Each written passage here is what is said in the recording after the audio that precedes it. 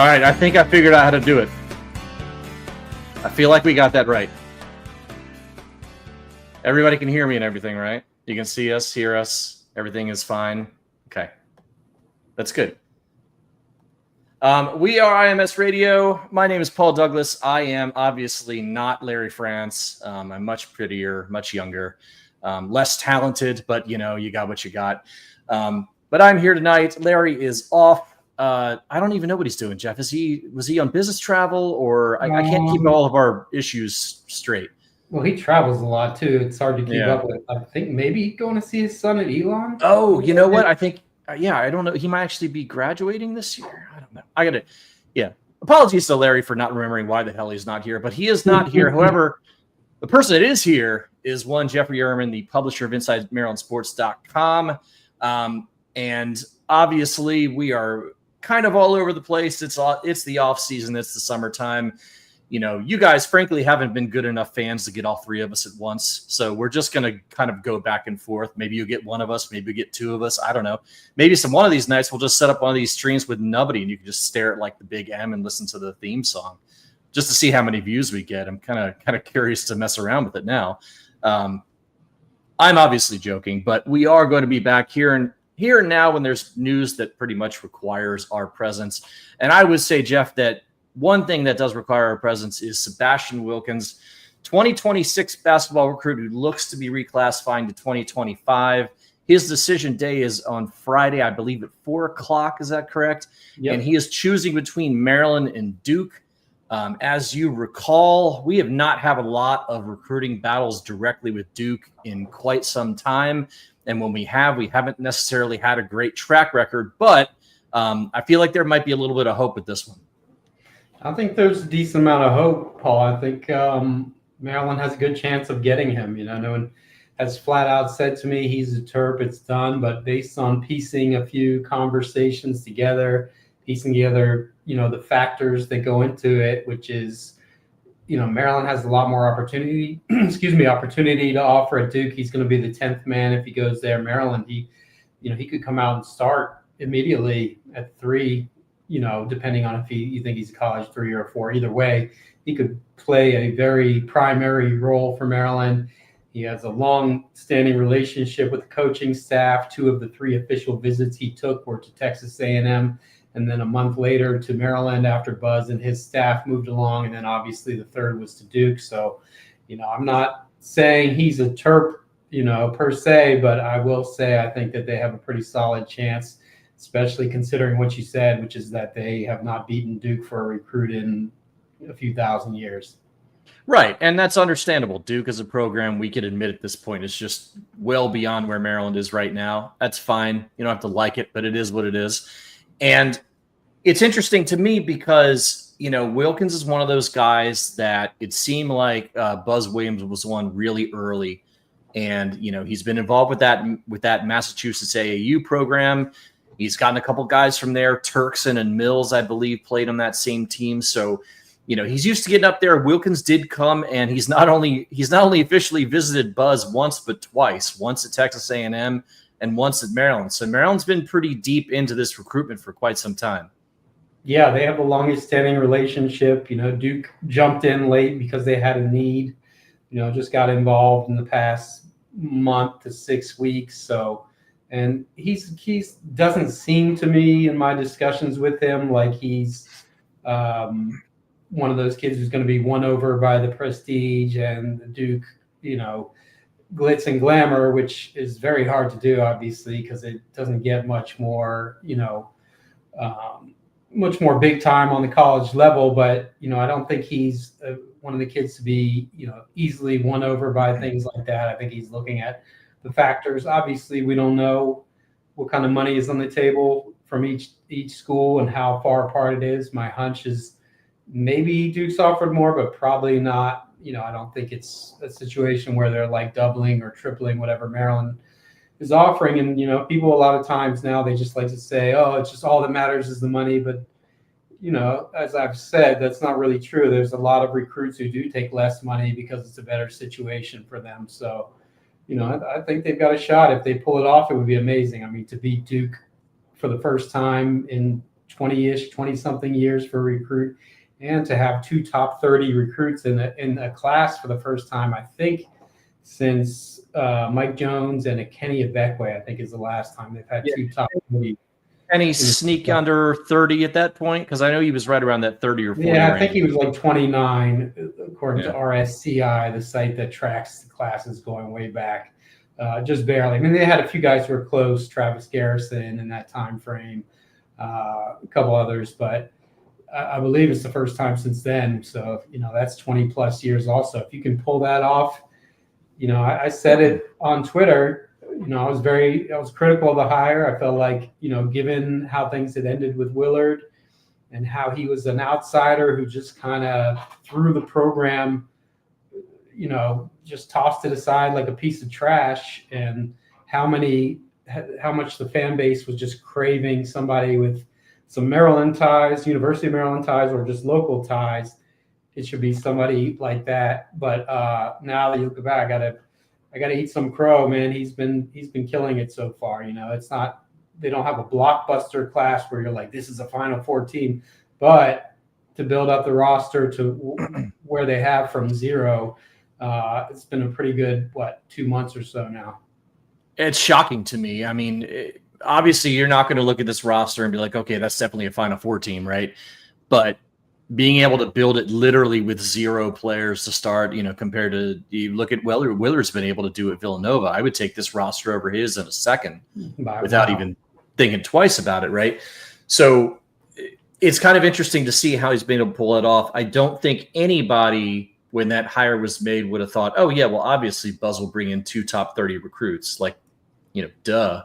I mean, he's never been known as a huge recruiter, but I do wonder whether in the portal era, kind of like what you're seeing on the football side, we'll talk about Zion Elee later in the show. Also, please, if you're listening, watching, what have you, thank you for doing that. Please hit the like and subscribe button. And also, whatever in your chat, whatever you're using, Twitch, Twitter, YouTube, all that stuff.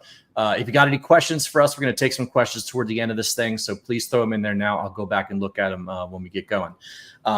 But like I said, we'll talk about Elee a little bit later. But you're seeing, I think, in football and basketball, some of this portal stuff can be helpful to a school like Maryland that doesn't typically recruit at an elite level, but can now say to a kid like, hey, come here, play for us. We're not only going to play you early, we'll give you a chance to shine, unlike some of these other blue blood programs. And if you decide to leave after a year or two, that's on you. Like, we're not stopping you from doing that. You got the right to do whatever you want. But it kind of gives the more elite recruits a chance to come in and be like, oh, well, maybe I won't go to the blue blood. Maybe I'll go to a place that can offer me playing time, and my options are still wide open for the rest of my college career. No, there's more upward mobility, 10 times more of that than there's ever been in the sport. There's guys going D2 with the idea of going to a mid-major from there and then going to a high major or junior college and then going from somewhere to there. And a lot of guys making it work and making a lot of money and having successful careers. So like you said, a guy like him now, there's no reason to go sit and be the 10th man somewhere. If you can go somewhere else, get the opportunity knowing that, next year you're going to have a chance. Either they're going to have to pay you a lot or you're going to have a chance to basically be a free agent every year. So, that definitely helps. And I think obviously also it helps when you're able to bring half or a third of your roster with you, like Buzz did, with those guys from Texas A&M. That's a big piece of the puzzle there. And his assistant coaches have done a really good job. Like, I always viewed him, like you said, a really good coach, but not really a recruiter, that hard-nosed guy that squeezes the most out of his players. But, same thing we talked about with Kevin Willard. Like everybody said, he wasn't a very good recruiter at Seton Hall. Is that going to level up automatically in relationship to the jump from Seton Hall to Maryland in terms of brand and resources, things like that? It somewhat did, I think, especially with this last year's team with the Crab Five and everything. But I think that's what we're seeing, at least to some extent, with Buzz. He's been at a lot of football schools in the past, other than Marquette. So, between that and NIL, and hopefully for Maryland's sake, a more robust kind of fundraising program and more visionary, management, corporate sponsorships. and other things that they really did a very poor job of under Damon Evans the past several years. That should improve under the new AD, I would think. Yeah, we will talk about that as well. Before we move on, talk about Wilkins as a player a little bit. I mean, I think you're at the situation where you're like, okay, you're looking at this roster, you're thinking, okay, right now you got Pharrell Payne. He's your center. He's your dog. He's going to be in the inside. He's not going to go more than 5 feet away from the basket at any point. Then you've got a guy like Saunders, a guy like Solo Washington. Saunders more of an offensive threat, maybe a more finesse player than a physical guy. Or Solo is another dog, but a bit undersized. Maybe a guy who plays the 3 or the 4. How does Wilkins fit in that potential big man rotation? I mean, he's not to say he's the same player or same talent level, but he's stylistically, size-wise, otherwise, he's kind of like Dante Scott was, I feel like. So, probably more of a 4 in today's college basketball, but he does have a really good handle for his size. If you watch the videos, has a lot of one dribble threes and taking the ball to the basket. Those are things he's improved a ton at the past year. That's why his stock has gone up so much. So with the limited scoring they have in the front court, Pharrell Payne, we talked about, he had 51 points in 2 tournament games, 2 NCAA tournament games, which is great. But then you look at his game log, and there's a whole bunch of 6s and 7s in there under the points column. So you can't count on him. He should be really good. He should be one of the better bigs in the conference, but you can't count on that. And then, like you said, Solomon Washington is just a junkyard dog kind of guy, not a big scorer. I think he averaged 5 points a game last year. So this kid would have a chance to come in and really help them offensively. Yeah, I mean, I think when you look at the roster, the one thing that 2 things concern me. You don't really have a pure 3-man. You've got a decent chunk of guards, you've got a decent chunk of bigs, and not a lot of kind of those athletic jump and jack guys in between who can hit a 3. And it's also having another scoring threat underneath. So it does certainly feel like Wilkins can maybe at least offset both of those a little bit. Yeah, and then the other thing about him is if you get him, you already have Darius Adams, the other top 30 recruit. Those are some major building blocks moving forward. Not necessarily, you never know who's going to be a one and done, but unlikely to be one and done guys. And Buzz Williams has one of the best retention rates in the country, if not the best. Their goal is to keep more players than anybody else in the country. Someone over there told me recently, which is not surprising when you look at, just the general vibe of his program, where these assistant coaches are following him around from one school to another. It's like a traveling show, and he engenders very strong loyalty from everyone around him. So they don't lose many transfers. So if you're able to get those 2 guys and bring them back as building blocks, that's really could be interesting for year 2. Yeah, that really does say something about Buzz in terms of a personality. Like if you're in a situation where he's going to be able to keep, most of his roster each year, and you don't have to do this silly rebuilding because of the portal, I mean, that's a huge competitive advantage to me. That's an enormous advantage, especially when you're redshirting a few guys pretty often. So you have those guys coming in, that much readier to roll, which we'll see this year with Andre Mills. He redshirted last year there. He's a former teammate, actually, one of the 2 guys, as you mentioned, who are former AAU teammates of Wilkins. I think he's going to be really good. He redshirted last year. So if you have that combination of 1 or 2 guys redshirting each year and bringing back more guys than anybody else does, you can see, how you could build up something special potentially. Yeah. Okay. So officially the show is not optimistic yet, but we're on the road. I think we're on the road there, I would say. Yeah, he hasn't given us any reason not to be. I mean, you would have maybe liked to see him go a little harder after Rodney Rice, but, money was part of that, and he wanted his own guys. And by the time it got up to $3.5 million, which is amazing, Rodney Rice got the 3rd most, I was told the 3rd highest NIL payday or revenue share, whatever you want to call it, in the country in the portal this offseason. So maybe early on you're able to get the hometown discount, but otherwise, it's hard to really fault him for much. He's pretty much been I would say, a good 300 hitter and then some so far. Yeah, I mean, God bless Rodney Rice if he's getting that kind of cash. I mean, good. Best of It's luck good to to have him, a man. dad who's it's good to have a dad who's been an agent and been in the business for many years, knows how to handle the process and leverage, which Kevin Willard helped him out with that at Villanova unwittingly.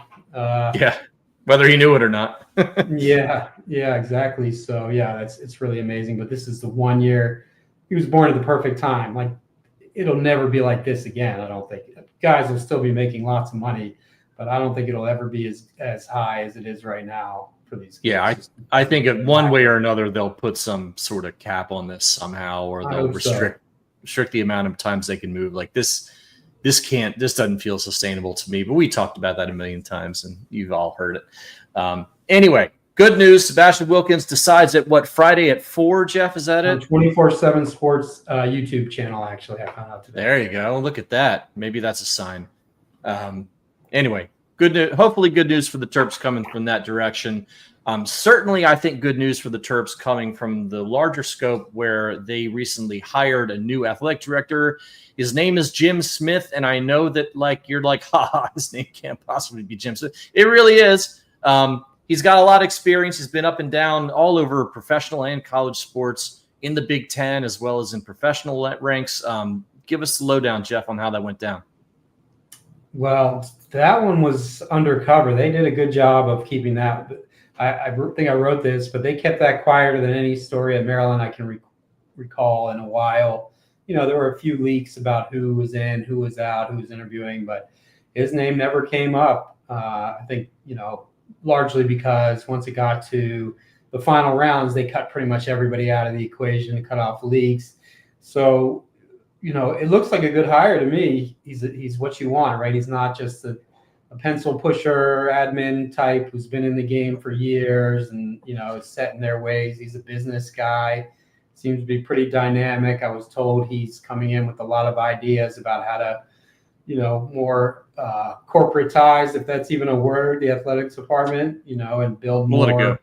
Yeah, build more revenue streams and do more media stuff and have more to offer. And he's well respected, but he's come from Ohio State where he went to school, so he knows the terrain there. I've actually heard he might have Gene Smith, the old Ohio State AD, possibly coming in as a consultant to help them. That was something I heard. I have not confirmed that yet, but they could use all the help they can get. So yeah, it looks like a really good hire on paper. He checks most of the boxes other than being an AD, but this is a whole different time, in the lifespan of college sports, probably the most upheaval college sports have ever had, and the most change, and most you need to adapt. He seems like a guy who could do that, but you never know. And it's been a long time since Maryland made a good AD hire, so you can never count on it. They tend to make bad AD hires. It's kind of a fetish of theirs,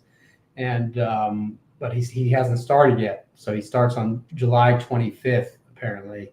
So. I think I read something about he was maybe in charge of the All-Star game. Is that maybe that's in Atlanta this year, the baseball All-Star game, which would be in early or mid-July. But yeah, I'm fascinated by this because Maryland finally thought outside the box a little bit. They didn't just pick go to the, donor, the fundraiser, Society of America, conference and whatever, and just kind of poke around and see who might be interested in the job or what associate AD from somewhere might be interested in a bump up. They actually went and found somebody who might fit the times here. I mean, this guy's done a lot of stuff. If you read through his CV, I mean, obviously he's coming from managing the Ohio State Alumni Association, which, probably has a bigger budget than our entire athletic director or athletic department. Obviously he's working with the Braves. He helped start and launch the Atlanta United MLS club. And I know there's probably not a lot of MLS fans out there, certainly none on the podcast other than myself and Lawrence, who's not here. But Atlanta basically showed up in the league and started kicking ass immediately. And ended up, to the point where they were selling up the Mercedes-Benz Stadium, 10 times a year, which for an American soccer team, especially one coming out of nowhere, is practically insane. So when I read through his CV, he kind of sounds a lot like the, Joe LeBou and some of the other guys, the other names that were kicked around a little bit during the process, but didn't quite get to the end. He's not a Terp, but, his CV seems just made for whatever this current environment is in college sports, where it's like, JV pro sports, but you still need those connections. You need those corporate sponsorships. You've got to find ways to get money in the program. And if you can't count on your donors to do it, you got to look for other ways. And I can tell you the donors alone are just not going to do it here the way they do it in Ohio State. So I'm kind of fascinated to see what he comes in with and what his ideas are all about. Yeah, they've been going back to the same donors with the hat in hand for years, over and over again. Because like you said, they don't have that kind of donor base. It says something when 3 out of the 5 most important things that you can pay to put your name on have Barry Gossett's name on them, and Barry Gossett's probably really tired of getting asked about money. Yeah, and Plank, Gossett and Plank, and then they've had these couple other big donations they got in the fall or winter. But yeah, it has to be a business. It has to be run like a pro sports franchise, and everything I've gathered is that's exactly his plan. Yeah, no, it's good to think that they're at least taking a shot. I mean, you never know how it's going to work out. He could be terrible. He could blow everything up. Who knows? But it's like when you hire a coach. It's like, was that a good hire based on the resume and what they feel like they can bring to the table compared to what you can offer, or is it not? And I think it's pretty fair to say, given his resume and where he's coming from, what he's been able to accomplish to this point, it feels like a pretty good hire, at least. We'll have to see what the results are. Especially when you compare to the past several, right? Yeah, you feel like at some point they're overdue for a home run, or as SVP would say, for Charlie Brown to just kick the hell out of the football. So maybe this is the time. I think Pines, I've criticized Daryl Pines at times for his sports acumen and how the Willard thing went down and everything like that. But I think he did a pretty good job with this. And I think Buzz Williams is looking like a pretty smart hire right now too. So far, so good, certainly. I mean, and if you look back to obviously no basketballs have been hoisted towards the backboard quite yet, but it's certainly, when you look back at the last 3 athletic directors Maryland's had, it was Kevin Anderson's assistant, who was unceremoniously fired from the Georgia 8 athletic department. It was Kevin Anderson, who was the athletic director at Army, and then it was Debbie Yao, who's the athletic director at St. Louis. So they were not exactly hiring from peer institutions either beforehand. So I just like that they're trying something different. I kind of wish they went that way with the head coaching hire, but that's a whole nother thing. But I'll take this. If this works out, this means way more than that ever could. Well, fans can also rejoice that she was defeated. Debbie Yao, she weighed in on behalf of a former pupil of hers, or protege, however you want to say, and was soundly rejected. So that's another W for everybody. We'll take what we can get here. Yeah, nothing wrong with Lippitz. He's a Terp and he's a good guy, but he just happened to be here under the wrong supervision, as a word. Yeah. All right. Speaking of which, I don't know if you want to go there, Jeff, but I'll give you the opportunity about the potential tournament that Maryland basketball might be playing in November. Yeah, they're going to play in the Players Era tournament in Vegas. It's one of the top new events in college basketball. It's a huge NIL deal. They dole out, I think, $24 million in NIL, so it's a big boost there. It hasn't been publicly announced, but I'm told that it's a done deal and that it will be announced, barring some big change. So, that's big for Maryland in terms of NIL and exposure. Also shows, Buzz is one of those guys like Tom Izzo. He's going to go play some teams. It's not going to be every game's not going to be against St. Francis of Pennsylvania or whoever else they've been trotting. I saw a post by Kevin Willard or Villanova. It was like, Villanova will open next season. I can't remember the teams, but it was such classic same style as he did the past several years at Maryland. I shuddered looking at it, but I don't think I think we'll see a much more competitive schedule. They're opening against Coppin State in an event that actually came out today at Coppin in Baltimore against Coppin State, Towson, and another in-state team. Not UMBC. Someone can post it, but I think that's a cool move by Buzz to kind of spread some Maryland love, clearly, to open up against those kind of teams from around the state. I think they're going to play, I'm told they'll play against Old Dominion and ex-assistant coach Mike Jones. And we know that barring a big change, they'll be in this players era tournament. So that's what we have of next year's non-conference schedule so far. I'm sure those will start to leak out a little faster pretty soon. Not bad, not bad. St. Joseph, Pennsylvania, taking some strays though. Damn, what you got about them? Just, I'm trying to remember. Last year I think Willard obviously didn't realize how good his team was going to be. Maybe by the way, so that first third of the season was just unwatchable. It was bad. It was bad. It was real bad. When Malachi Palmer, putting up 15 points and then can't hit a free throw in a Big Ten game, it was a little bit different. But yeah, I do like the Coppin thing. The Juan Dixon Invitational is a good idea. Like going up to Baltimore as much as they can. I'd still, poor John Feinstein didn't live to see it, but I'd still love to see a Big Four thing in DC with Mason, GW, and Georgetown at some point. I think that'd be a lot of fun. And you might be incentivized to do that type of thing now if you get some corporate sponsors and you make an NIL deal about it. I do wonder if you start getting a little creative with these things, you can start to come up with things that not only help the bottom line, but actually get fans excited as well.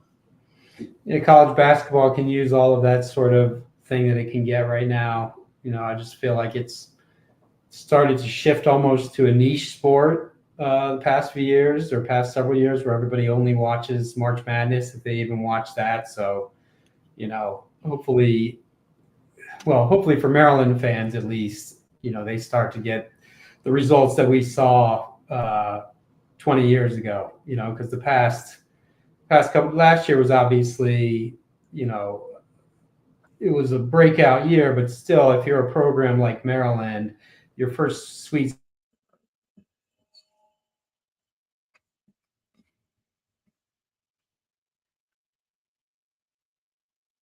I think we lost you, buddy. See, you started talking about Maryland's season, and then it broke the internet. I think what he was getting at is something that I've had some thoughts about, which is the reason you struggle a little bit with the NIL and with the portal being what it is. You have a season like last year, and that's supposed to build on something. You're supposed to be able to look at that season and be like, all right, cool. Let's, we're getting 2 or 3 of those guys back for next year. We'll be able to bring in some recruits, some transfers. You'll be able to, you can start thinking about the year after that.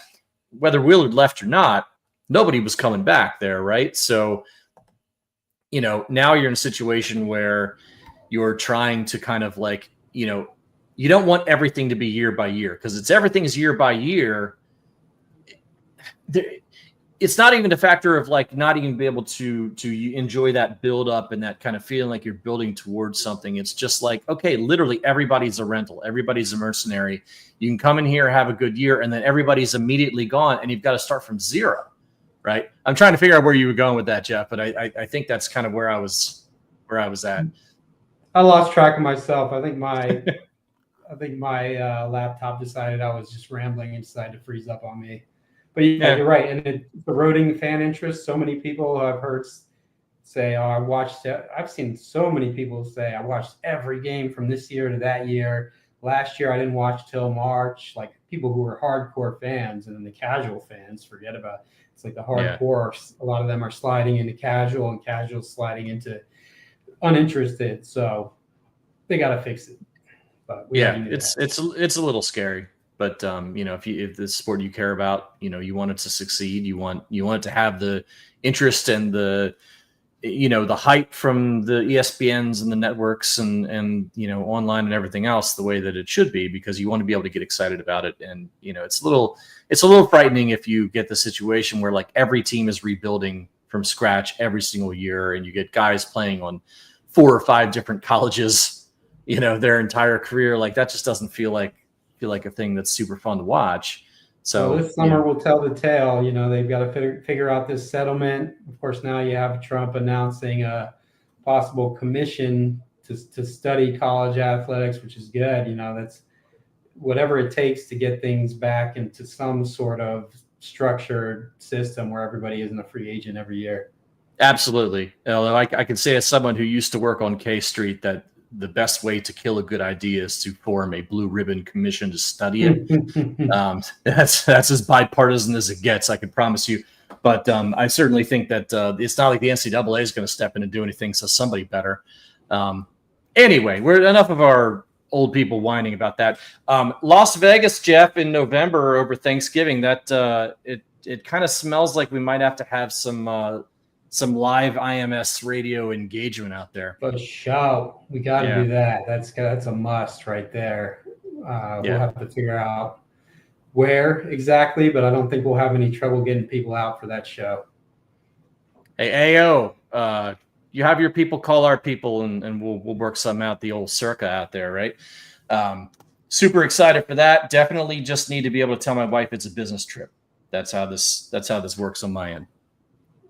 I can do it easily. Done and done. All right.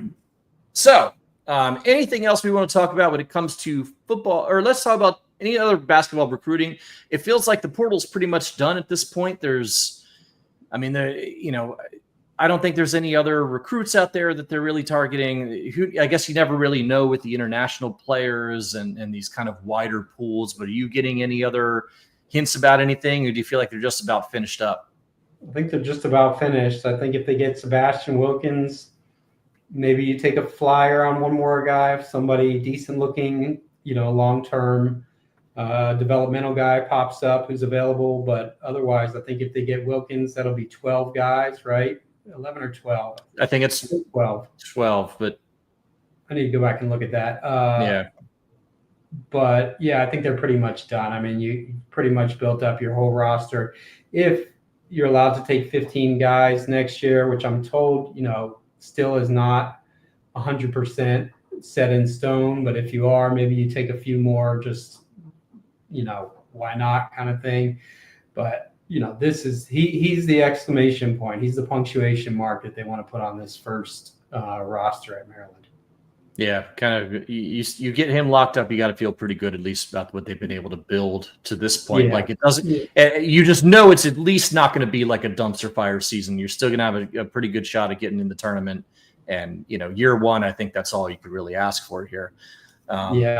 They've really shifted focus now to the high school classes. 2026, 2027. Last weekend was a big weekend on the AAU circuit, final evaluation period before a dead period. So they went out, watched a lot of kids. I think you'll see a bunch of offers come out pretty soon. I wrote this week about several locals who I expect them to offer. So, I think it's really shifting. It's shifted from the portal now back to high school kids until next portal season. There's always another portal season. All right, so football recruiting. It's interesting to me. Obviously, Locksley has a bit of a system at this point. He does not get a lot of early commits, because typically before, when he started, he would get a lot of early commits and then he'd lose them. So I wonder if that's more of a personal choice, not to take guys unless he knows they're really sticking. But one of the few guys who's really sticking seems to be Zion Elee, the number 2 player in the country. It feels like every day some reporter somewhere is trying to get him to say that he's not solid in his commitment to Maryland. And he keeps saying, my recruitment's done. What do you want from me? And I think we'll all sit back and just not believe it until he signs on the dotted line in December or February, whenever that happens to be. But yeah, it's funny. I think you there, Paul? There you go. I got you. What's going on with my signal tonight? There's always an inherent bias. And if guys don't realize it, maybe it's subconscious, where he's committed to Maryland, there's no way he'll stay committed, which I get. I mean, he's literally the highest rated recruit they've ever had, number 2 in the country. But yeah, I think he is planning on signing and playing at Maryland. He still isn't taking a bunch of visits. He's flirted with Auburn some, but they feel confident that he's locked in. He seems to be locked in. You can never say never with a guy of that caliber in Maryland and NIL being in play, but my hunch is that he's going to end up at Maryland.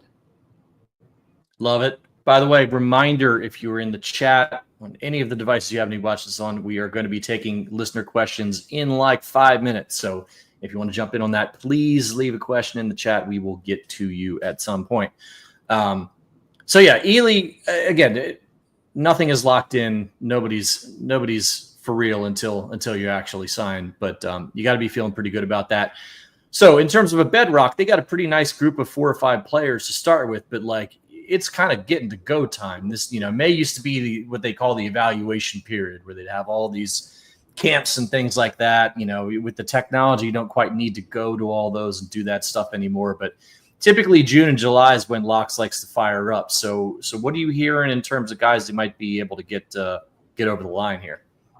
Yeah, so he's been starting the official visit run a little bit later than other schools, intentionally. Basically, I think that the thinking is that the earlier you get them, the earlier they commit. That's a longer amount of time for them to look at other places. So if you get them a little later in the process, you have higher odds. So they haven't done any official visits the first 2 available weekends. May 29th, they'll begin the first of 3 consecutive official visit weekends. And that's when we always see, in June every year, it seems like there's 10 commitments. I'm sure it'll be the same this year.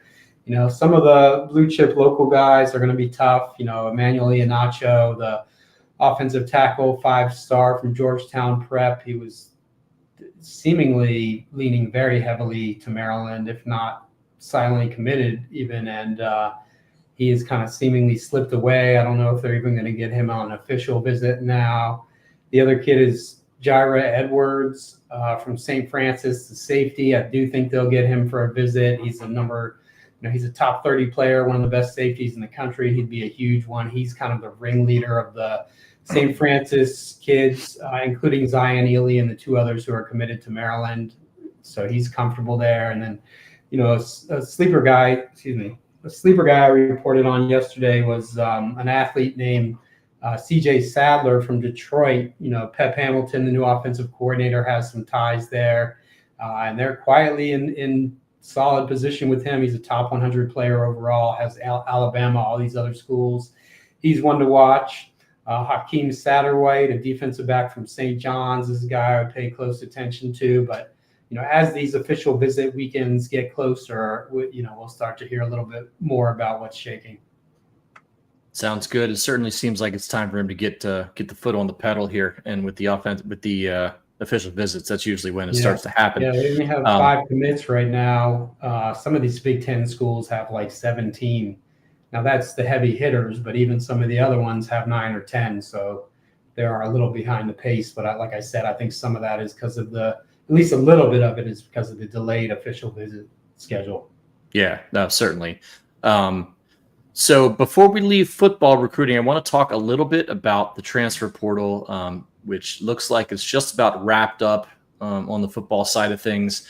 I have been very down on the football roster coming out of the offseason, but I do feel a little bit better, especially about both lines. It does seem like they've really made an effort to bulk up a little bit and get some guys in there, especially some of those guys who might have played at lower levels that they can kind of get in there, but, who are like good football players. Maybe they're an inch or 2 shorter than you'd like, or, 20 pounds a little heavier than you'd like, but like the type of guys that know how to play football, kind of the Will Likely kind of guys. They might not be, guys you expect to have an NFL future, but you play football at a high enough level, you can come in here and maybe fit in to be a good player at a place like Maryland.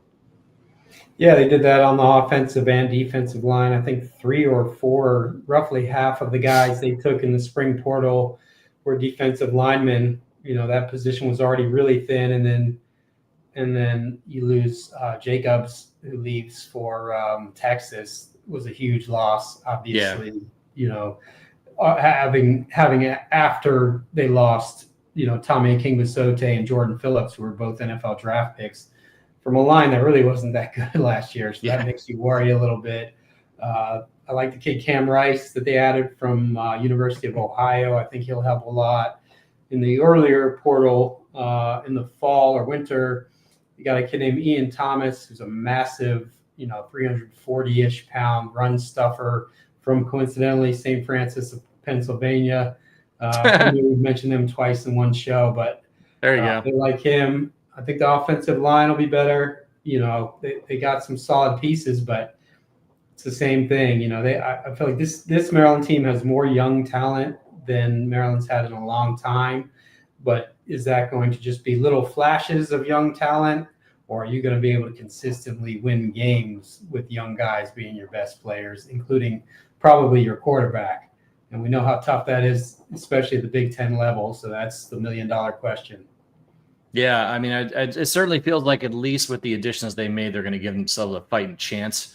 Whereas you're just looking down that line. I mean, like you said, when you lose your top 3 or 4 guys from a really bad defensive line and expect them to come in and be able to reshape that, like that's asking a lot. So you certainly hope that some of those guys coming from the lower levels and being good at those lower levels can make that transition the way like a Donald Brown did, to becoming a pretty solid to good Big Ten player. Yeah, I mean, they say this, they're confident over there. Everything I've heard is confidence about how people don't necessarily realize how much talent they have. So we'll find out in about, what do we got? How many months we got here? Not long. So? Not long. I mean, camp will start in 10 weeks? Something like that. So it always happens quicker than you think it does. Always. Which is not the worst thing in the world.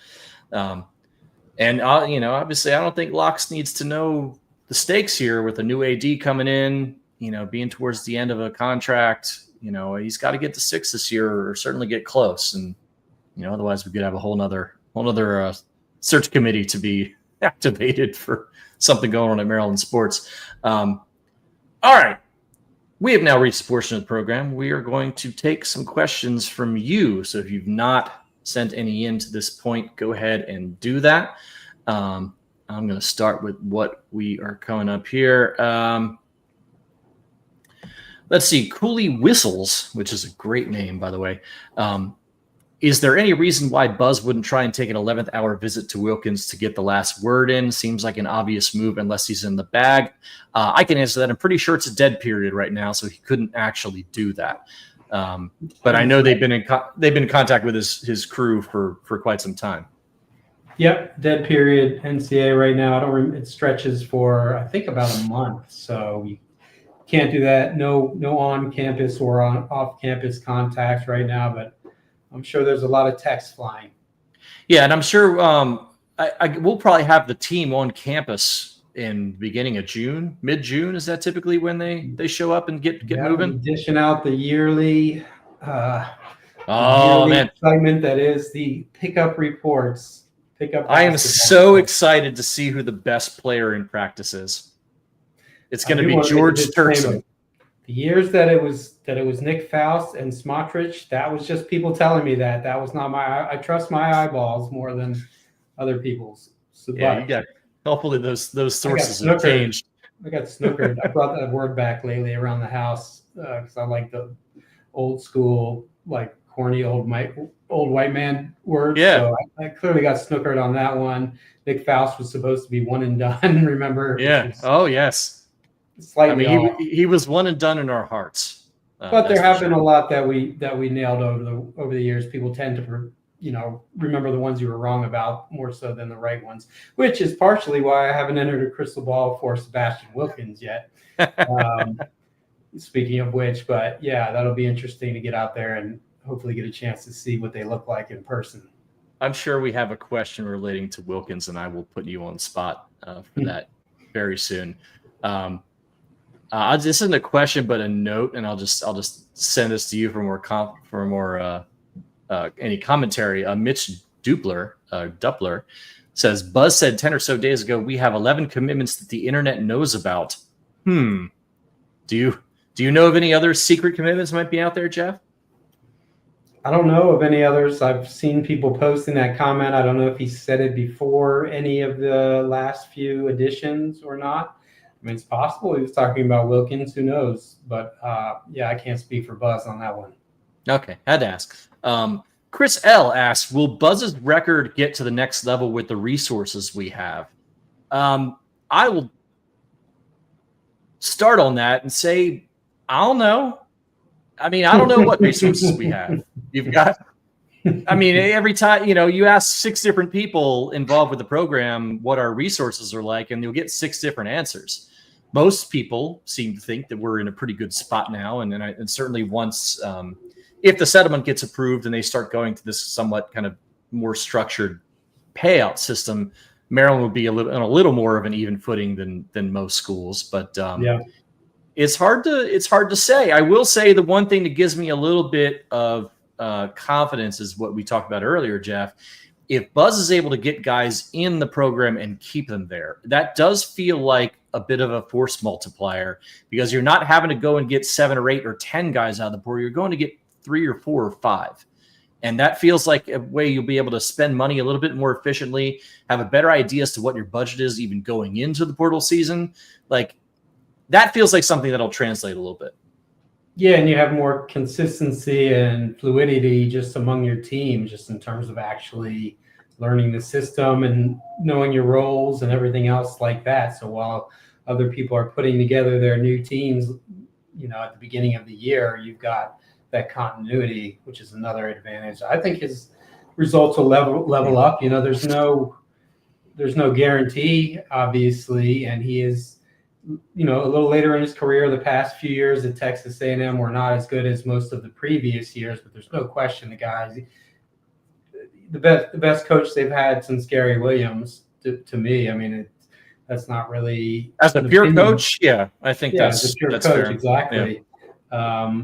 So he should level up. We don't know the resources, like you said. We don't know what will happen with the house settlement and what the landscape will look like. We don't know how they'll do in terms of fundraising under Jim Smith. I think that they want to finally start putting real effort into branding Maryland as the statewide school, which has never been done before, somewhat because of Maryland's fault, but also because it's such a transient area. It's been discussed a million times, whereas Wisconsin, Nebraska, those people are just going to be fans of the state university, for life. It's going to be passed down. But I do think that what I'm told is they're going to make a lot of efforts to begin doing that. Maybe something like that Clemson program where everybody just pitches in $10 or whatever it is a year, and you just grow it like that. So that's something that I think it's got to be exciting, because it's just really, at least since I've followed Maryland, it's never been done. It's never had that vibe of the state, the religion. Like if you're in Ohio State is the religion. You're a Buckeyes fan almost always, with few exceptions. It'll never get to that point, but can it get halfway there? Yeah, I mean, I'll give Kevin Anderson a little bit of credit for trying some of that stuff by focusing on the state flag and things like that, making that like much more part of the identity, but they never went whole hog with it. And it feels like something, if they're going to do it, they got to really do it. All right. So JM asks, thoughts on the tampering claim by Richmond over the new kicker. Now, if you've not read this one, let me help you out. Apparently the head coach at the University of Richmond, where Maryland's new kicker came from, whose name I don't remember, but sure Jeff does. Sean O'Hare. Sean O'Hare, a good Irish boy, good Irish laddie, who I'm sure played lots of soccer and then decided he wanted to try football out. Went to University of Richmond, was an excellent last year for them. The coach at Richmond decided to complain to the media today, saying that Maryland swooped in and offered him $50,000 before he even jumped in the portal, and it was very, very dirty and dastardly. Mm-hmm. And I'm sure that tiny violins everywhere were playing around him. And Jeff, I'll just open the floor to you to give your comments on this disgusting act by Maryland football. God, that's got to be like a lifetime bowl ban, right? For that, yeah, or just close down the program. No, just the biggest takeaway there, obviously, is only $50,000. This kid came from Ireland last year, had never kicked a football before, and went like 9 for 9 or 11 for 11 in half a season. Like, he looks like he could solve their kicking situation for the next several years. So if it was only 50 grand, that's the best deal ever. Maybe I didn't know if he was saying the 50 grand was like an enticement to get in the portal and then make a deal or whatever. But either way, I can understand how frustrating it would be. I can't even imagine being a coach at Richmond football or like Hofstra basketball or somewhere like that. If you outwork everybody, scout better, find a better player than they realize, or develop them into something, he's gone. You're just a farm system, so it's got to be awful. So I understand the frustration, but come on, tampering. You could like everybody. There is no such thing as tampering. Everybody's talking to everybody. Most, if not, I think James Franklin said it. At least 50% of the kids who go into the portal already know where they're going, where they're transferring when they go into the portal. So I don't think anyone's going to really raise a ruckus over that one. I think he probably could have kept that to himself. Just come on, man. Like, you think that ain't happening to us? I can tell you it's happening to us. Well, yeah. I can tell you a couple stories about that maybe not publicly. Yeah, that's the irony of it right there. Maryland lost several guys in the spring that clearly were tampered with. You don't enter the portal out of the blue when no one has any clue you're leaving, and then end up at an SEC school like literally like two days later. The next day. yeah. So I mean, that's not part of the college sports universe anymore. Tampering is not a thing. Let's just be real, people. Come on. Okay, JM asks, do you like the idea of accept the new commission or potentially be removed from conferences? I don't entirely know what you're talking about. Maybe the super conference thing that people think is going to happen in a few years. I don't know. The Big Ten and SEC. Maybe. Well, I'll say what we haven't talked about this at all, but if you notice the news about the potential for moving to a 16-team playoff, where the SEC and Big Ten would get 4 bids per conference, and everybody else would just kind of get the scraps. Like, if you like college football, that's terrible. That is absolutely terrible for college football as a whole. If you're a member of the Big Ten or the SEC, bring it on, baby. We might never play in it, but I don't care. If I'm a business professor, I'm using that as Exhibit A when I'm teaching leverage, right? Because that's ridiculous. That's ridiculous, but it's insulting.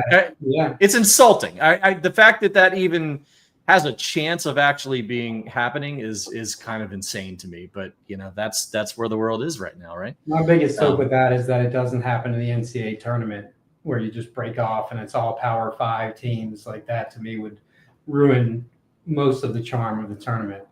Absolutely. And that's even coming off like the chalkiest tournament we've seen in years that I still think was pretty thoroughly enjoyable as a whole. But all right, Coolie Whistles again. Here's an important question. When does the Hoops team arrive in College Park? Is it the beginning of June? We talked about that. We believe it is beginning or middle of June. And you will be getting all of the practice rumors as soon as they start flying. And they'll all be completely true. All right, let's see. Paul Anthony Moss. I've been impressed with Buzz's roster building. How much more athletic is the team looking to be under Buzz than we had with Willard and Terps teams? That's a good question. The one thing that's pretty much the constant from the guys you've seen coming from Texas A&M as well as coming out of the portal is they do seem to be really high-level athletes. Yeah, he likes a little more compact but athletic, rugged big men as opposed to like the 7-footers that have been on the roster every year at Maryland lately. I believe Pharrell Payne's the tallest guy right now at 6'9", which is they're not big. Yeah, if they don't add another big, you'll go into the next year with your 2 tallest guys being 6'9" and 6'8", but they are more athletic. I do think last year's team was really good, but they weren't that athletic when you look at them. I mean, Queen's going to be one of the least athletic lottery picks in the NBA in recent years. Rodney Rice, really skilled, not a guy who's going to necessarily dunk on you. Julian Reese, good athlete, but I do think that they'll be more athletic. I think one guy to watch there is Isaiah Watts, the kid from Washington State, is very athletic. I think he's he's a sleeper who could be a lot better than people realize just because nobody follows Washington State. Yeah, and they seem to, I think what's his Miles Rice was also from Washington State before he went to Indiana, right? And so it doesn't always translate, but you're still getting guys who played high level basketball before who are coming here. So like you would expect that to translate to some degree. Yeah, at worst, he's a solid Big Ten star. He should be a solid Big Ten starter. Whether he's on the lower end of that or whether he's closer to, a top, 5 point guard in the conference or something like that, we don't know. He's clearly Buzz Williams thinks so because he's bet pretty big on making him his starting point guard almost by default. There's not another guy. Like there's really no question right now that he's going to be the guy. Right. And I think it's important to remember looking at this roster, like last year, everything hit for Maryland out of the portal. I mean, when you got Gillespie, you got Rice, and you got Miguel, all three hit immediately. That's not always going to happen.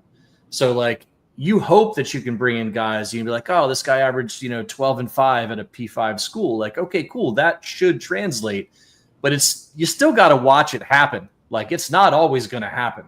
You could end up with a situation like Jordan Geronimo that first year where it's like, okay, maybe, he can take a step. He can be like a, if not a starter, a sixth man.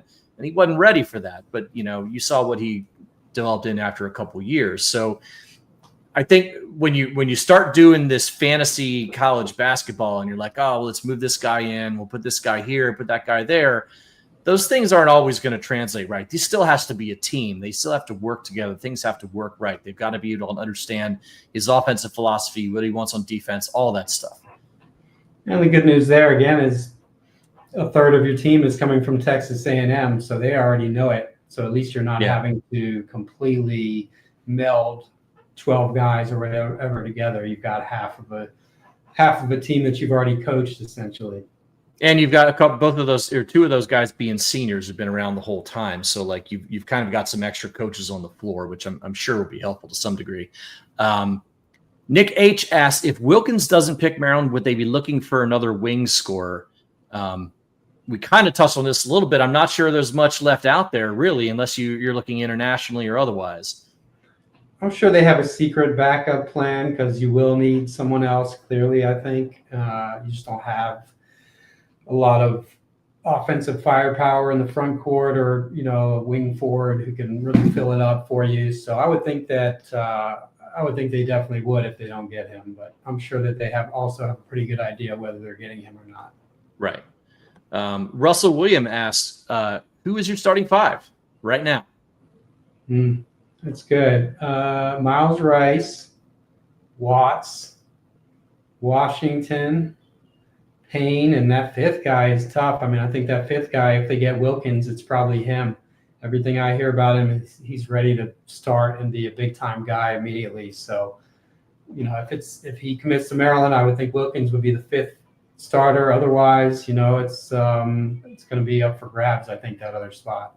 Yeah, I mean, I think you could start Saunders at the power forward if you wanted to try Solo at the 3. I don't think that works in a lot of situations, because Washington's not a shooter, but he's certainly athletic enough to play the 3, and he's not a huge guy. He's like 6'6", 6'7". He could do it, but I still feel like a wingman who hits the 3 is like the one thing they're kind of missing here. And Wilkins isn't exactly that, but you could maybe make it work a little bit. And also I like Andre Mills. To me, I've mentioned this before, just watching his video from high school looked really good. Long, creative, can shoot, can attack the rim, athletic, and he redshirted last year. So he could be kind of the secret X factor that people aren't really talking about. So, if you go to like a 3-guard lineup, he could also be a starter. Yeah, that would be interesting because he's a little bigger than the other 2 guards. So, maybe you could just have a situation where he could slip in at 3 for 10, 15 minutes a game and make some things happen, certainly give you a different look. Ross Wheat, I'm going to go with Ross Wheat, says A&M fans talk about buzzball the way we talked about Turge ball. Essentially the same thing. but Buzz has had more success. Is it going to be more slow and boring half-court BS? I don't think we know, because you kind of seem to get a different Buzz at each stop. He's talked about this a little bit publicly, where he kind of doesn't have an overarching system. He tries to match how he wants to play with the talent that he has on hand. Looking at this roster, it looks like a bit of half-court junkyard dog ball, but if you're being honest, but that might be what they have to do with the type of guys they've got in here right now. And then you can kind of start to recruit and build towards a different philosophy, a little more exciting basketball as you move forward. But at this point, you kind of just needed to get anybody in here that you could. Yeah, I think this year will be junkyard ball, throw it up the rim, get the offensive rebound. You don't have much proven three-point shooting. Maybe that turns out well. Maybe a guy like David Coit from Kansas turns into a Selden Miguel kind of three-point threat. Some of these other guys, Andre Mills, who I mentioned, but you're coming off a year when the team made more threes than it has any team in Maryland history, and now you go total opposite. So, but like you said, I think Buzz is a guy who's flexible, willing to adapt. He's interesting. A lot of times with these eclectic kind of, I don't even know what would be a good word, but personalities like his, they're also people who are chameleons and able to reinvent themselves, and he's definitely like that. So it wouldn't surprise me if he switches it up, down the road. But his DNA has always been on the defensive side. The one downside, I guess, for Maryland fans is that it's the third straight coach who's a defensive coach. And one of these days they'll hire somebody who's like Paul Westhead or something. But yeah, it's going to be there's probably going to be a bunch of rock fights next year. Yeah, I think that's fair. Okay, JM has helped clarify that prior question. He says, NCAA schools are facing a choice: accept a binding agreement with power conferences to implement the new rules of the House via NCAA settlement, or risk their conference membership and the ability to play against other power conference teams. Okay, I didn't know about that. I'd be shocked if anybody wouldn't accept the House settlement. That seems like a no-brainer for most programs. I mean, that horse seems to have left the barn. Yeah, I don't know what the gain would be necessarily, especially if you're in a Power 5 conference. You're not going to kill the golden goose. And also, maybe he's talking about some of the power, Texas, Ohio State, where it doesn't really benefit them because they have so much money. They can do whatever they want on their own. But right? Yeah, I don't really see there being a big pushback to that. Everyone's going to have to adapt, I think. It certainly seems on the basketball side, with the NCAA tournament being what it is, teams aren't really as willing to rock the boat as they might be on the football side. Also because there just isn't that much money in it for them the way it is football. Football's the cash cow here. Yeah, and that's why it's always funny. Maryland fans come at, they'll always say, just cancel football or just put it all in basketball, this and that, because they don't follow the landscape or the college football side of things as much because they're just Maryland basketball fans. What they don't realize is the money comes from football. Most of it comes from the football TV deal. There's postseason money. Just because at Maryland you're not filling the stands doesn't mean that football is still not the breadwinner by far. You can't just punt on football and continue to be a Big Ten school or have hopes of being in this super conference down the road if you just, you're going 0-8 in football, 0-9 in football every year. So it's just not realistic. And it takes a lot more money to support it because you have 7 times as many players. So, yeah, football is still the moneymaker by far. Yeah.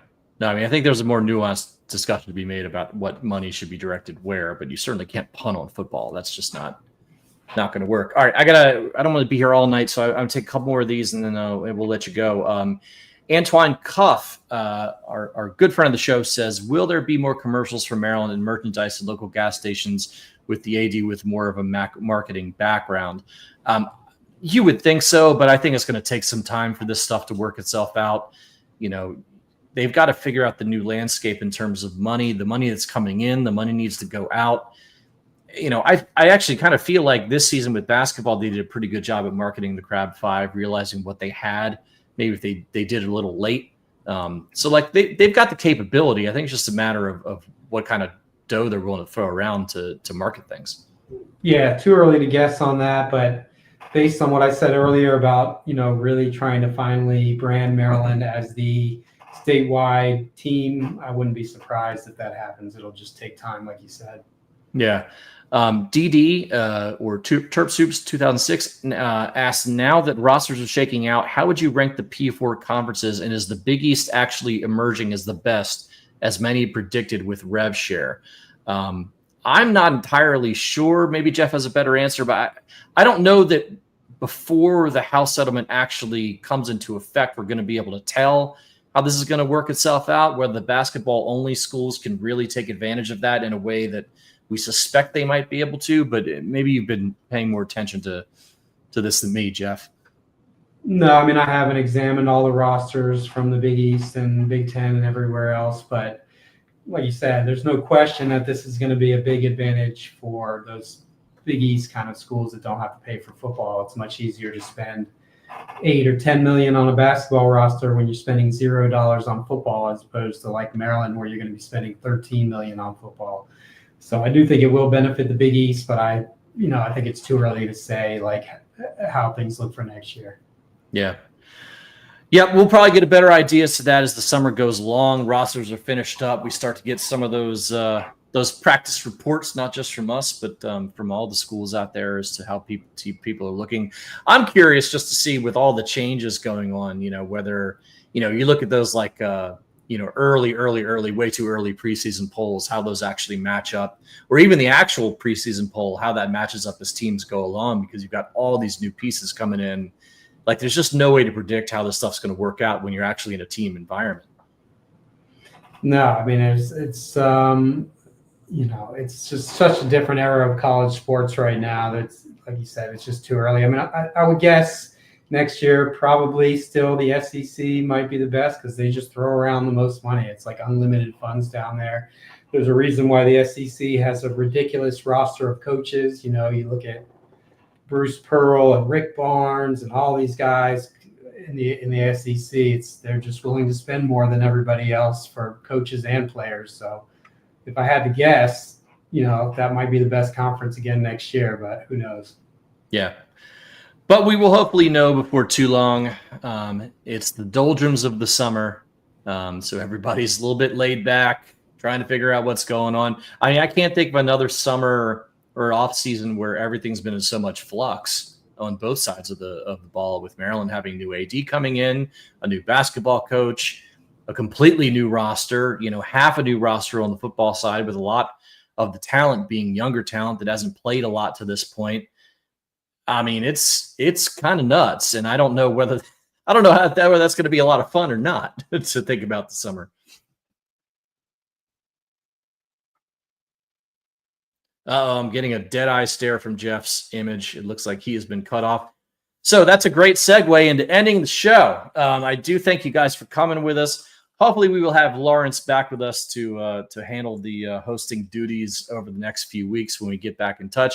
I'm not sure we'll be back next week, but I know certainly should Wilkins become a Terp, we will certainly work to try and get him on the show, whether for the big Wednesday show or just something that we'll do on the side and post it anyway. But we thank you for your time. Thank you for listening and watching and sending questions and all that stuff. If you could please go ahead and leave us, if you listen on a podcast platform, leaving us a 5-star review is really helpful. If you could subscribe and like and all those things on all the other platforms, that would be lovely. And like I said, if you follow us on Twitter in the message board, InsideMarylandSports.com message board, and everywhere else, we will let you know when we are coming back. And I hope you start to enjoy your summer a little bit. And as the news comes, we'll be back here to break it down with you. Thanks for listening. This is IMS Radio.